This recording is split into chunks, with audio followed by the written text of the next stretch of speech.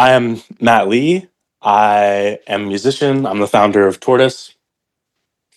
I'm from New Orleans, Louisiana. Um, Started playing drums when I was 8 years old. Been a musician my whole life.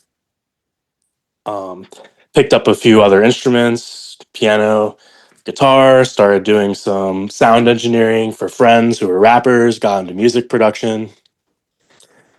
Kind of all of that in high school. I ended up going to college for music industry studies.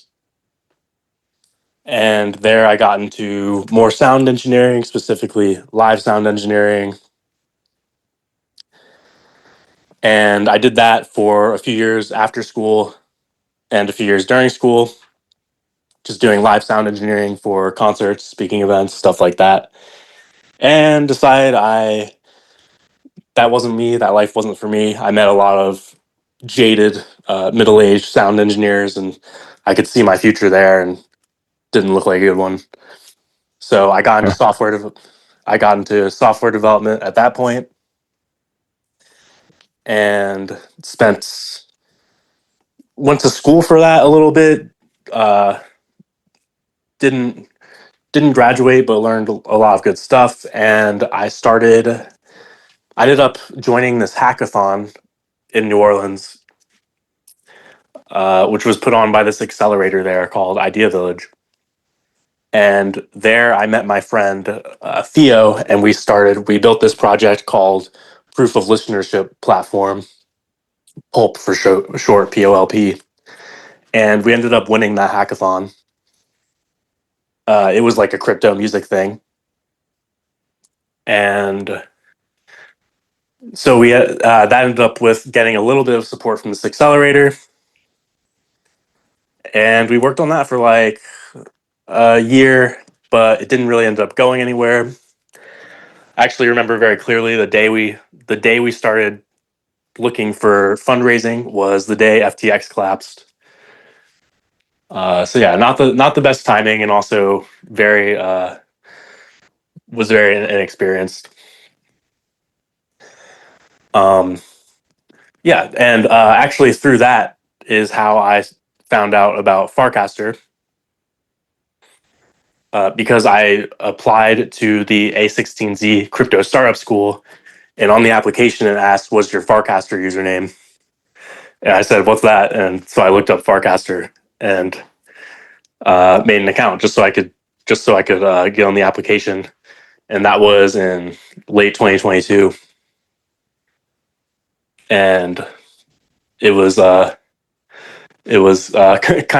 of love at first sight when I saw Farcaster. I remember because I had really bought into the whole vision of Web3 as oh, like this is the internet that you own, um, blah blah blah, and it wasn't until I saw Farcaster that I actually saw the thing. I remember just reading through the Farcaster docs and opening up their desktop app they had at the time, and just saying like, "Oh, this is the thing I've been reading about. This is the thing that people have been talking about with this whole Web3 thing." Uh, and yeah, I guess so. The pulp thing didn't really work out. I worked for a few other startups for a little bit as a software developer, and then in well, I guess about 3 weeks ago, I launched Tortoise, which is in its current form, it's a music mini app on Farcaster. Overall, the vision is kind of to be a general music ecosystem collective built on Farcaster. Nice. Well, appreciate the story. Obviously, you and I have spoken before. You've been helping me out with the podcast a bit, which I greatly appreciate. And we've been, before that, back and forth on Farcaster for a while. I like what you said about when you saw Farcaster, you sort of like saw the thing that you've been sort of hearing about and imagining for so long. I felt largely the same way, and I think that thing has only continued to become more and more of that thing since starting. Like it sounds like we started on Farcaster around the same time. It was kind of just a Twitter clone, roughly, with a lot of crypto people there.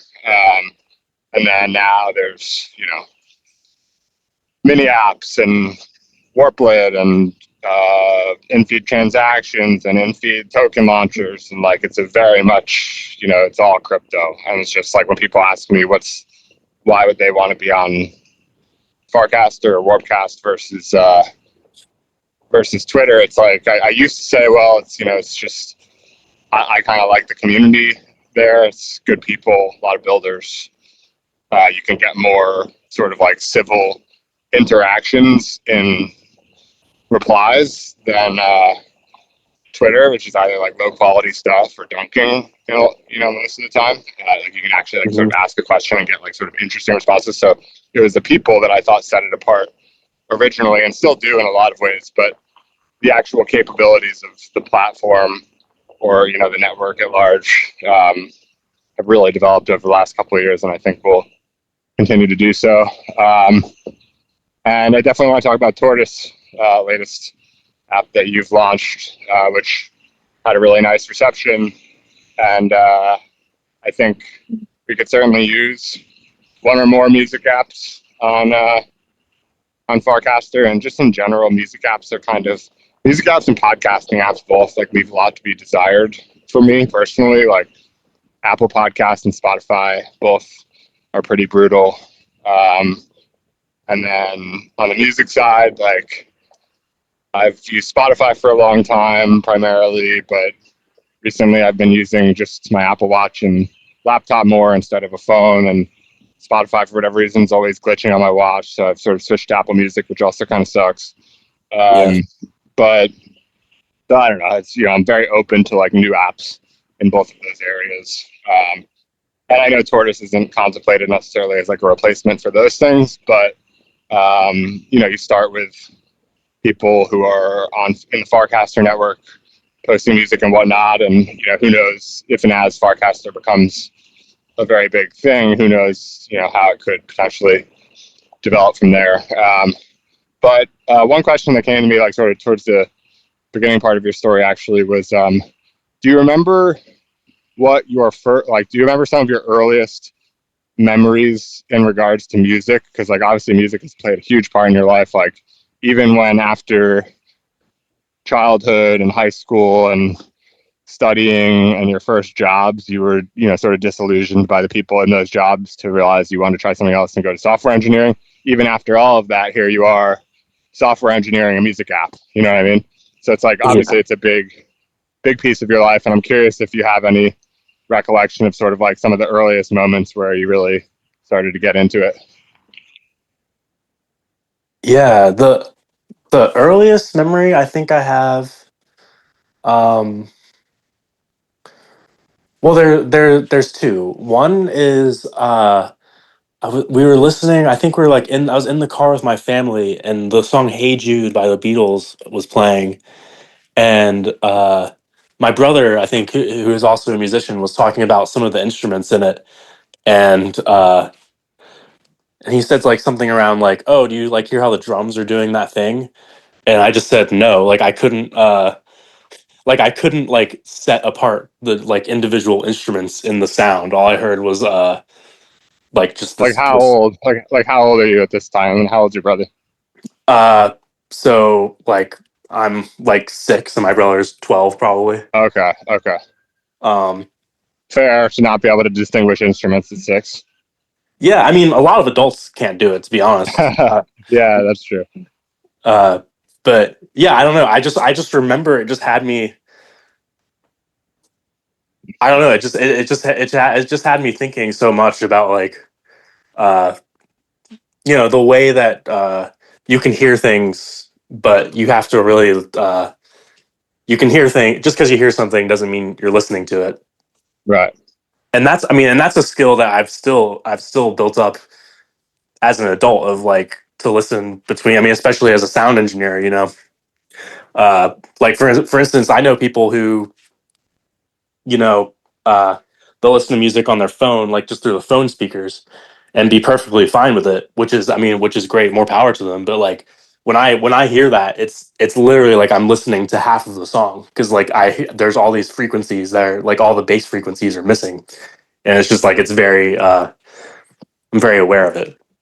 Um, and then the other memory I remember was going to this music store with my family, probably around the same age as the other story, like 6, 7 maybe. And because my brother was a musician already at that time, good bit older, and I just had there was this like drum practice pad, and I was just kind of obsessed with it for some reason. Like I just remember like it also had like a key. Like drums have like you can tighten and loosen a drum head, and you use something called a key to do that. And I was just obsessed with this drum, like with the key, and just tightening and loosening it. Uh, like more so than yeah, just yeah, just like this, just random, like inexplicable obsession with the this little drum practice pad. And then I That's started, funny. yeah, and then started playing drums a year or two later. So drums was first. Yeah, drums was first. Still the instrument I'm most comfortable on, especially when I'm playing with other musicians. Are you playing with other musicians a lot these days, or mostly like I see, I know you've got videos like playing the guitar and singing and things like that. Are you doing band stuff as well, or not so much? Yeah, so I'm playing drums in a band called Moon Blossom, which is a bit of a new thing. Blossom, you said? Moon Blossom, Moon. Yeah. Yeah, so the singer of that band is actually on Farcaster as Moon Blossom. Oh, Uh, nice. yeah, I got him on there pretty recently, and You got him posted on Tortoise yet? yeah. So we've got a song called "Wanted More" on Tortoise. Nice. What how many people are in the band? What instruments? And yeah, I don't want to overwhelm the questions, but maybe you can. This would be a good time to do the quick summary on Tortoise and what it is. Okay, so the band Moon Blossom is me on drums, Jay is the singer and bass player, and then we have Liz. Liz and Ben. Ben is my brother. They're both guitarists. Ben is the lead guitarist. Leads. Liz is the rhythm guitarist. And yeah, it's like a indie rock. It's been described as hippie punk band. I don't even know what that means, but that's what Jay likes to say. So, uh, and yeah, so what Tortoise is just it is basically the best way to think about it is probably it's the best way to share music on Farcaster. You can Music of your own, as opposed to, or other people on Farcaster, as opposed to like mainstream artists. right, so it's music on your own. So it's more like Bandcamp than Spotify or Right. something like that. Uh, so yeah, you can share your own music. The way maybe an easy way to think about it is like a cross between Bandcamp and Twitter, or Bandcamp and Facebook, or whatever. So it's because I think a big aspect of what these music platforms are missing is something social. And as a musician, that's like it's actually kind of a big struggle of the way to get your music. The way to get people to listen to your music is through social platforms. The main ones are Instagram and TikTok, and those aren't music platforms. So Yeah, the bridge from those social platforms to the actual music player is like really, really weak, basically. exactly, and the format is also different. It's not audio. So Right. basically, if you're a musician and you don't have uh, skills, if you're not making really good short form video content and you're a musician, you're not going to be successful on a large scale, almost universally at this point. Yeah. That's the same for podcasts. Yeah, that makes sense. Yeah, and Which is a shame because I think any musician any podcaster, your you know your thing that you're trying to be great at is the long form thing, the podcast or the song or even the album as a whole, and yet your you know arena for competition is being judged upon TikToks and clips, basically.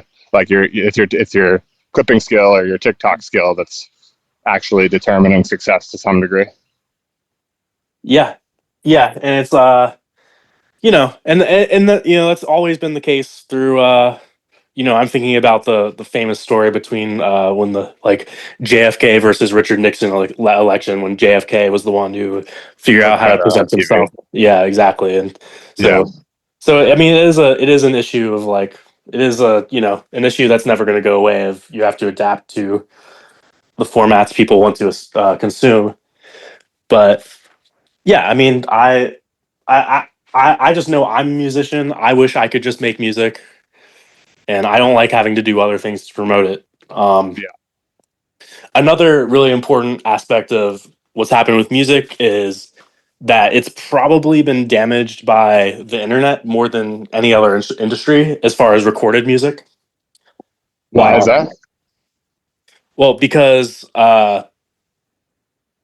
when basically the 90s is kind of considered the heyday of recorded music. People like bands were being getting like hundreds of thousands of dollars with no fan base just to get signed and just to see, because there was all this profit from CD sales.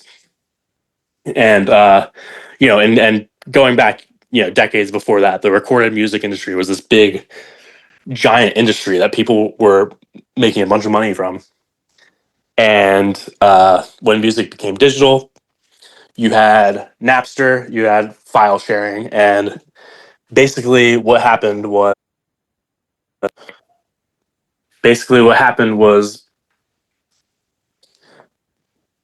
music became water. It became unlimited.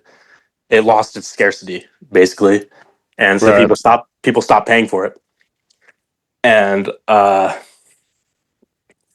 and we have, and that's when iTunes came along. That's when Spotify came along. Eventually, to kind of, I wouldn't say solve that problem, but I guess it was an attempt to. And but we're still in a place where the recorded music industry. I'm forgetting what the numbers are, but it's just so far. It's just you make so much less money from recorded music than you used to, and so artists today, like even the big ones who actually do make good music on streaming, they're making way more money from live music and from merch sales. And that's basically how the industry works now, is that your records are promotional content for your shows and your merch. Yeah, which is crazy again because it's like you're not being rewarded for the thing. I mean, some people are like special, like live performers, that's their thing. But for a lot of people, it's like you're using your main thing to drive people towards side things, which you probably don't care that much about, which are the things that actually make the money. Just sort of Yeah. unfortunate. But and like I wonder, we could talk about like obviously with Tortoise, you can collect music, so you might not need to listen to. I mean, you might not need to buy it to listen, but you can sort of support your favorite artists. We could talk about whether that actually is something that could meaningfully scale to sort of fix the current monetization problem for people recording music. The other thing I just wanted to sort of bring up as an analogy, I'm not sure how accurate it is or whatever, but I am more intimate, like as a consumer, my music listening experience hasn't really suffered as a result of everything you're describing. Mhm. And but like yet the people are just the musicians are making less money, which is unfortunate. But it seems like it hasn't really stopped them from making, like it hasn't stopped great musicians from making music. in a lot of ways. Maybe in some, maybe it has in a lot of cases, but like there's still a lot for me to listen to. Um, but I posted on Farcaster the other day actually that like the '90s, like you said, was the heyday for music. I'm sort of more, to me, it's more obvious to me personally that like the '90s was like sort of the heyday for movies. Like there's just so many great movies from the '90s, and also like maybe the early 2000s to some extent, but really like the '90s, late '90s, or like anytime I turn on a movie from like 1996, 1997, or 1998, I'm like, man, this is gonna be great. And it's just like the depth is insane. Versus now, I don't know. Like I don't know if I can name like three good movies that came out last year. And that's like I don't want to be like overly harsh, but it's just I don't find very many great movies anymore. And Six actually responded on Farcaster that like Matt Damon had this thing that he said about it, and like sent a link to his explanation of why movies aren't what they used to be. And basically, it was like uh, the industry relied on DVD sales as like a second burst of monetization post the theater release.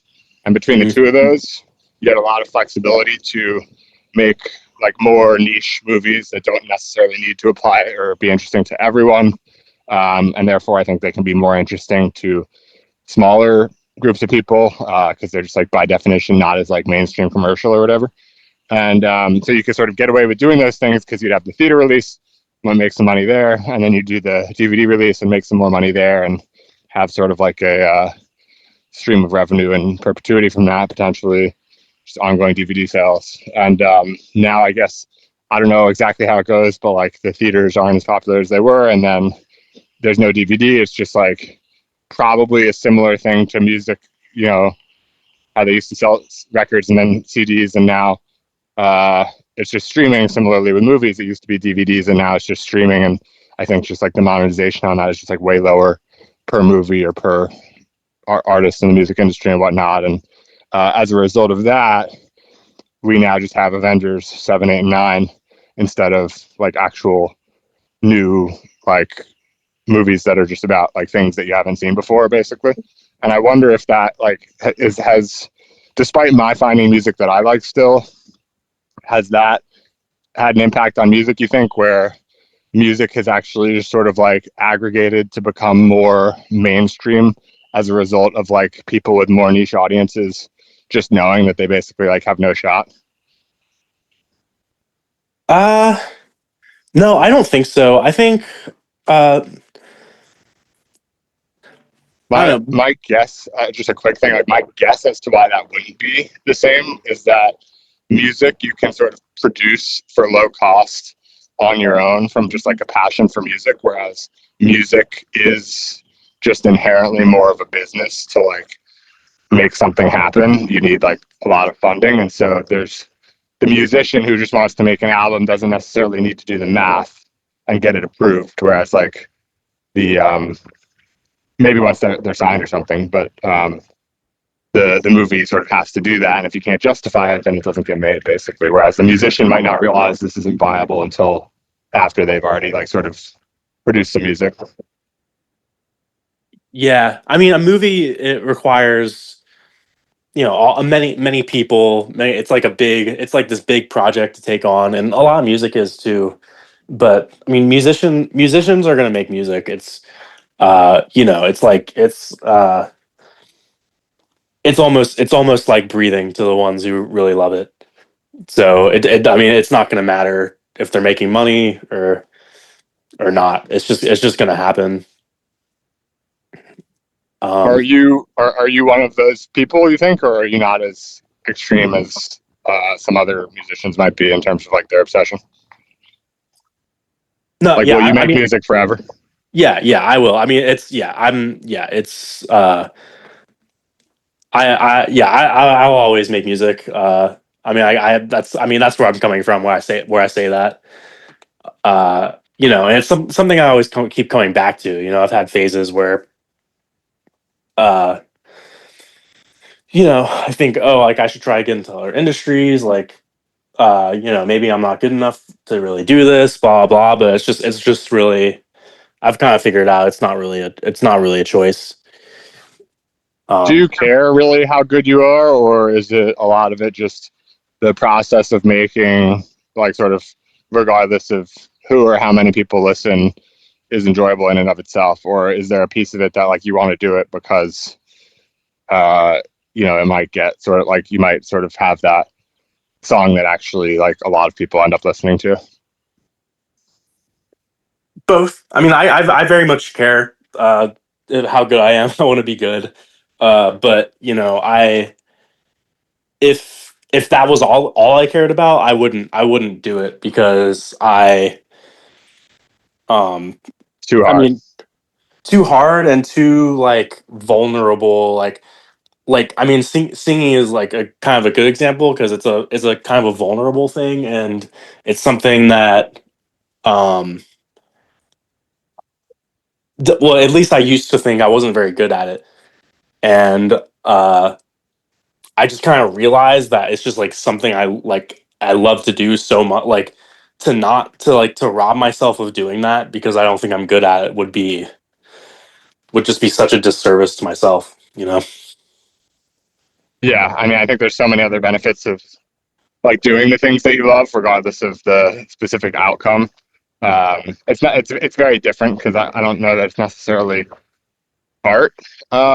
But podcasting, there's an analogy for me, which is that, like, a lot of people go into podcasting or don't go into it because they think that the point of it is to, like, build a big audience and, like, have some massive podcast. And it'd be awesome to have a big audience, and then you can monetize it, and you could, like, just do the Joe Rogan life or whatever. That'd be great. But um, to go into it with that being the main thing, or to not go into it because you don't think you have a chance at that, I think, like, keeps a lot of people who would otherwise enjoy the activity of podcasting, and sort of like the fruits of it, other than that one single outcome that's possible. Like, it keeps them from doing it. And then similarly for me, like, if I was only doing it for that, um, I would have stopped a long time ago, because it's just like, I'm looking at my audience numbers over years, and, like, they haven't really compounded. And it's like, well, what am I doing here? So it's Right. because I enjoy every other piece of the process and the activity in and of itself that I podcasting isn't like breathing for me. I'm not as obsessed with it or passionate about it. I just really enjoy it. I think it's worthwhile. It's like a great thing for me to do, especially with this new setup where I can go for a walk and do it. It's like, recently I've been Mhm. working pretty hard, and podcasting and taking a walk during it has been, like, sort of my primary form of exercise, which maybe is a little sad, but is quite enjoyable nonetheless.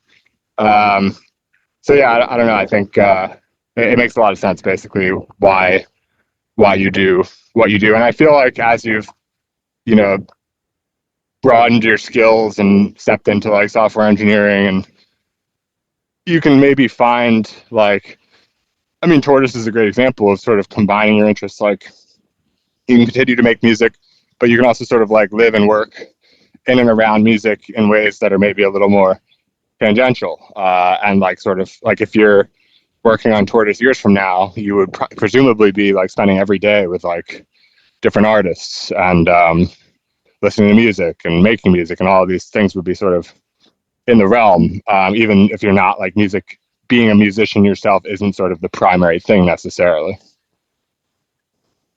Right. Yeah. I mean, yeah, there's a lot to get into there, but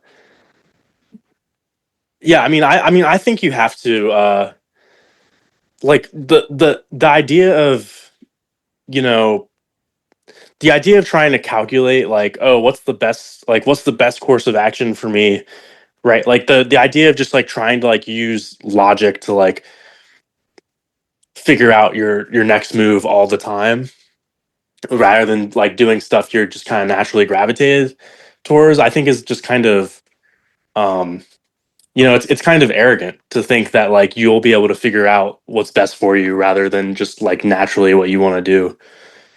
Um, Interesting. I agree with you completely, but I've never actually thought of it as being arrogant, which is a very interesting comment. And I guess what you mean is, like, to think that your logic can sort of like beat your like intuition or something. It's almost like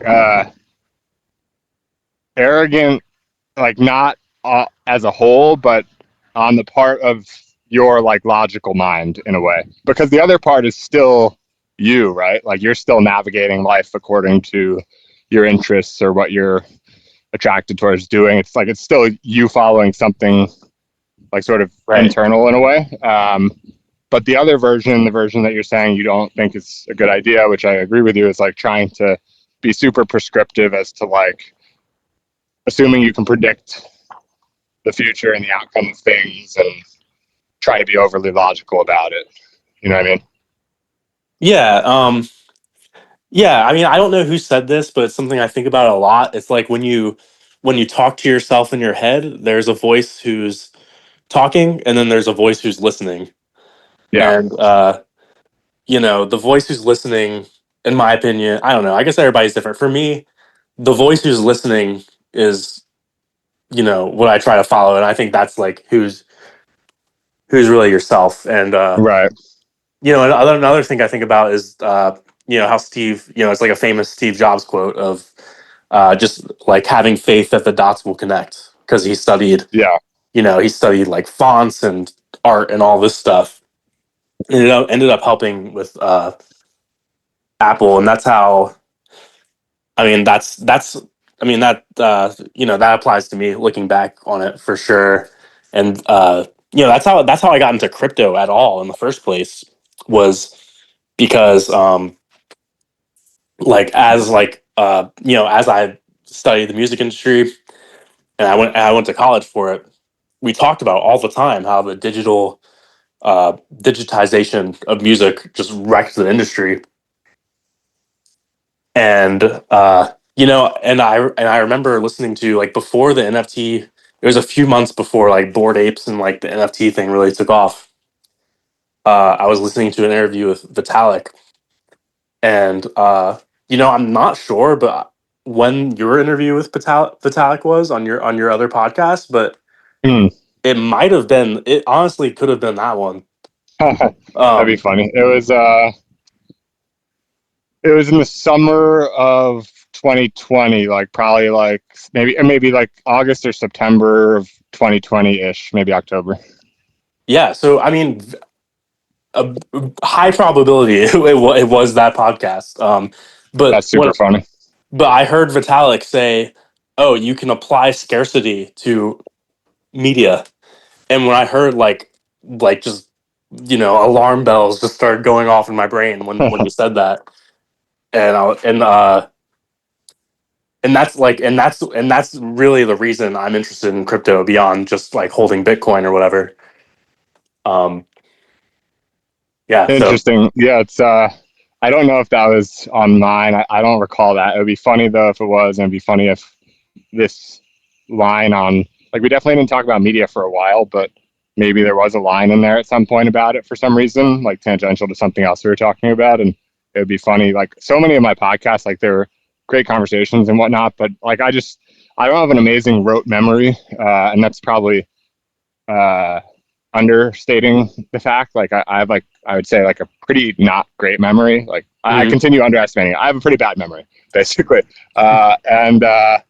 And so it's funny, like I do all these podcasts and like, you like to think that you're picking stuff up along the way, like knowledge and nuggets of wisdom and whatnot. And I do think that I am and that I have, but it's in a way that's not as easy to recall. Like I can't be like, oh yeah, I learned this from this. It's like more just the accumulation of experience and conversations over the years, that just sort of like learn. Maybe they sort of like help to guide that sort of instinct, but or intuition. But also, what the Steve Jobs quote, one of my favorites of all time that you mentioned, by anyone, on anything.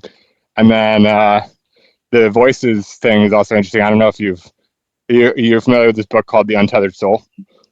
No, not.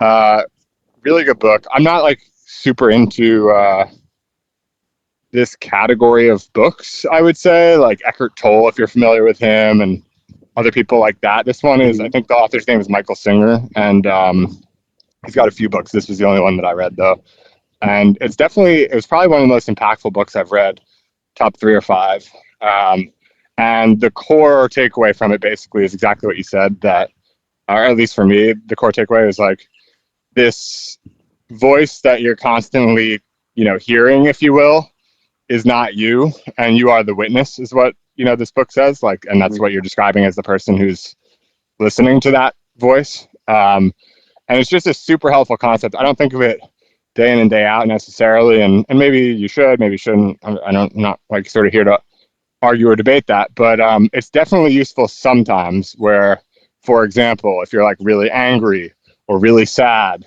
you can separate yourself from that emotion by realizing like it's always the other thing, like the non-witness that's sort of really angry, because you're noticing that you're angry. And so if you're noticing that you're angry, like that's not the angry. And that concept was just super helpful to me. At a certain point, I can't remember, like, must have been, I don't know, like I can't remember why I was down at this time, but I was down at this time when I read that book. It was like around college, and I just like most of college was pretty good, so I can't really remember when or why this was, but um, at the time I was feeling pretty down, and then I read this book and I was like, oh man, it's just like totally like cleared me. And it's great. So I recommend it to people a lot. Um, Cool. but yeah, so I know we're sort of coming up on time here, but we've done some of the more philosophical stuff. We've introed Tortoise. Maybe you could talk a little bit about like next steps that you're thinking about on Tortoise. Like, I don't know. I know, off the record, you mentioned how, not that it's like something that needs to be off the record, but just before we started recording, you were like, talked about launching Tortoise mostly because it was something that you wanted, which I think is this is one of those things that I actually have picked up from all these podcasts that I've done with like a lot of really great founders is you just start to sort of like recognize, you know, various patterns that you could sort of maybe read in like a tweet, but they don't resonate as strongly as when you hear the story over and over and over again. People always start these, not always, but very more common than anything else. The start of a great startup is like unintentional, and they just sort of fall into it.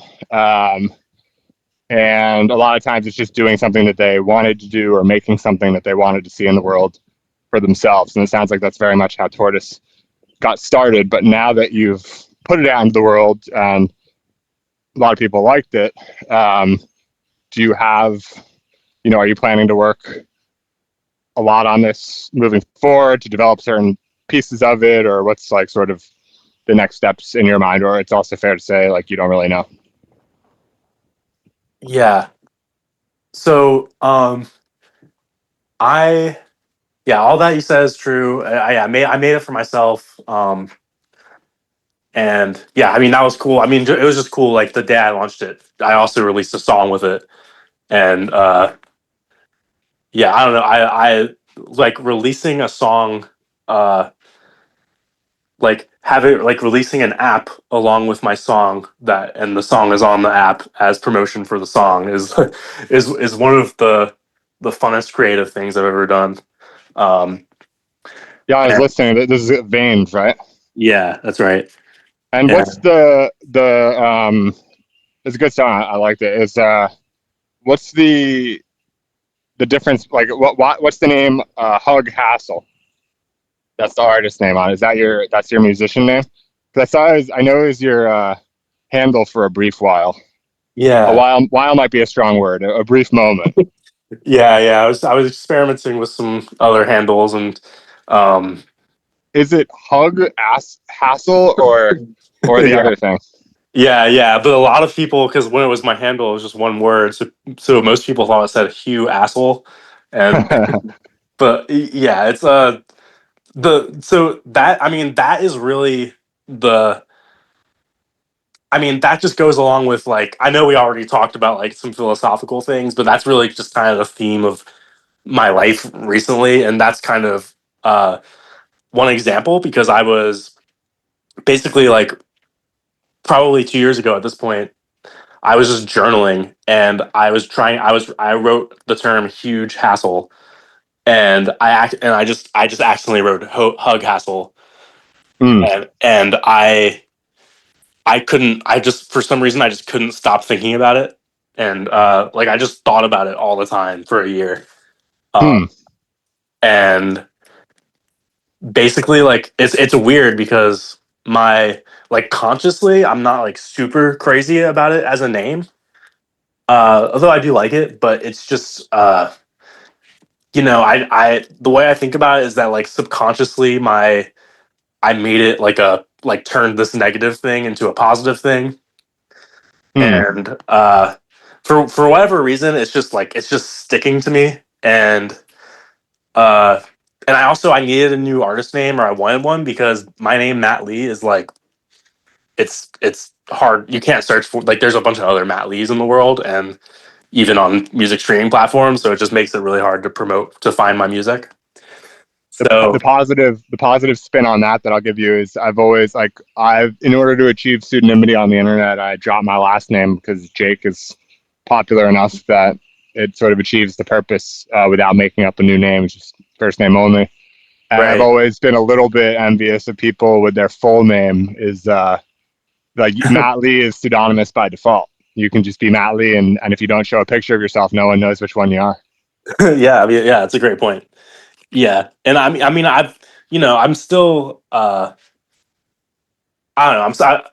Hug Hassel is what I'm going with right now. It's still I don't know. It's funny because people still, like, don't know how to say it. Like, when I say, like, that, I don't know. People get kind of confused about it, but I kind of, I don't know. I kind of like it, and I like that it's not. I